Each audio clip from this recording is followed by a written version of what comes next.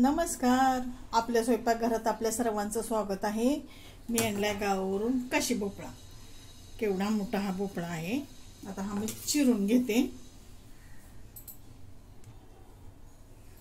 हा बघा चिरून घेतलाय मी. आता याच्या बनवू घाऱ्या. आता इथं चिरून भोपळा ना मी खिसून घेतलाय बारक्या खिसणीने. एवढा असा झालेला आहे. आता इथं मी कढई ठेवली. आता कढईमध्ये टाकून घेते. जे सगळा नाही घेतला मी, त्यातला थोडासा घेतलाय. जेवढा मला आता बनवायचं आहे तेवढं.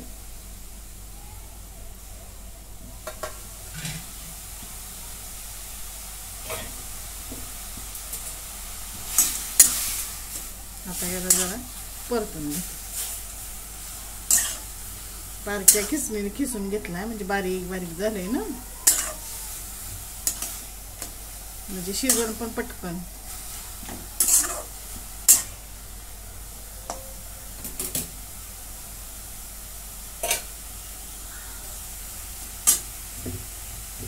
आता जेवढा खिस आहे ना तेवढाच मी इथं गुळ घेतलाय चिरून.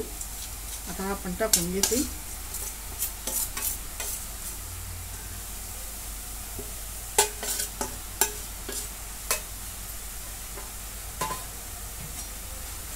हे परतून घेते.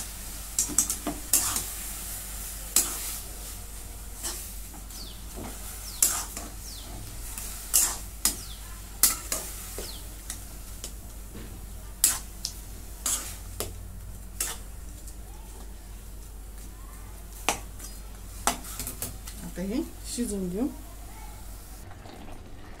आता गुळ पूर्णपणे विरघळलेला आहे. 1-2 मिनिटं मी अजून शिजून देते.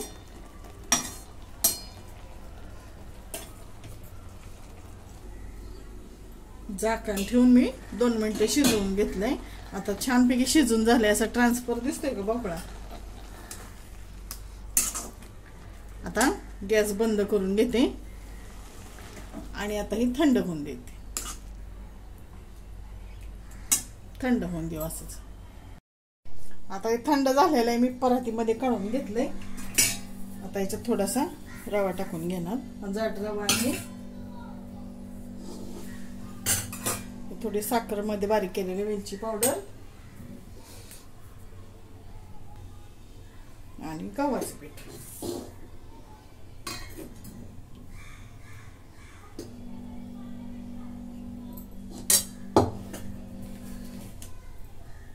मीठ. आता हे आधी मिक्स करून घेते. मी पीठ चाळून घेतलेलं आहे. लागल तसं मिक्स करणार. आता हे असं मी मळून घेतलेलं आहे. ज्यात 2 वाटे पीठ गव्हाचं बसलं आणि अर्धी वाटी रवा. आता घट्ट सरच मी मळलंय. हे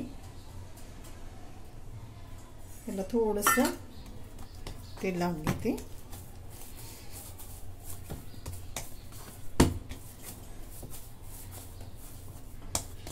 आणि 10 मिनिटं असंच झाकून ठेवते. आता 10 मिनिटं मी पीठ चांगलं भिजून दिलं. तर आता त्याच्यातला असा मी गोळा घेतलेला आहे एक काढून. आता याला थोडं थोडं पीठ लावून लाटून घेते.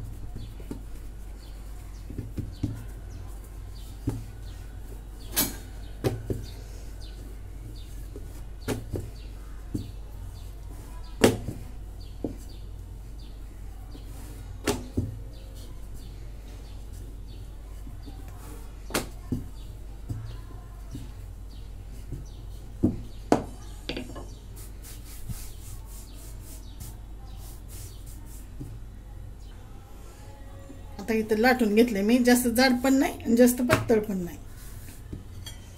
आता इथे मी डब्याचं झाकण एक घेतले. त्याला पिठात बुडवते आणि अशा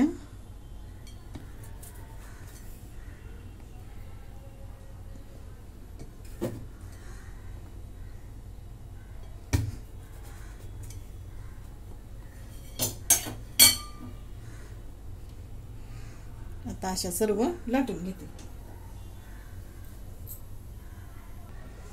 आता कढई ठेवली मी. कढईत तेल ओतलंय. तेल गरम झालेलं आहे. आता अशी सोडून घेते. आणि इकडून तेल असं त्याच्यावरती ढकलते. मग आपण अनारस भाजतो ना तसं, म्हणजे फुगते.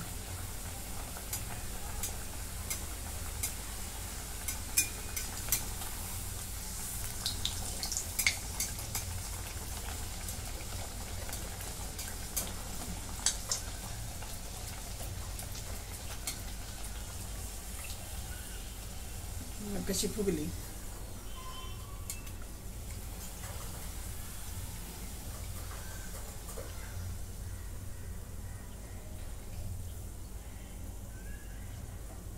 मध्यम गॅसवरती तळून घ्या.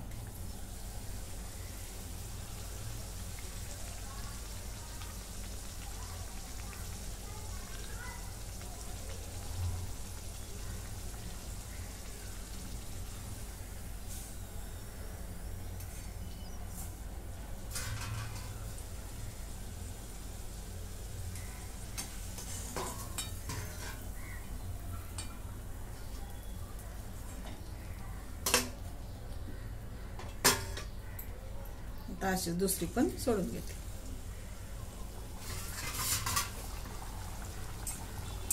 आता ह्याच्यावरती पण असंच तेल सोडते.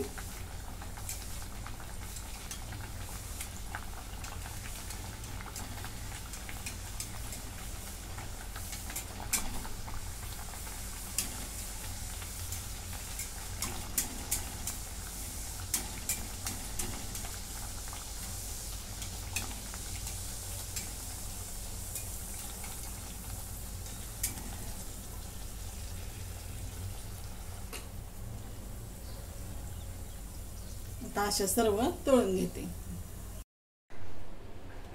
अशा प्रकारे आपल्या घाऱ्या तयार. तुम्हाला जर आवडल्या तर लाईक करा, शेअर करा, सबस्क्राईब करा. धन्यवाद.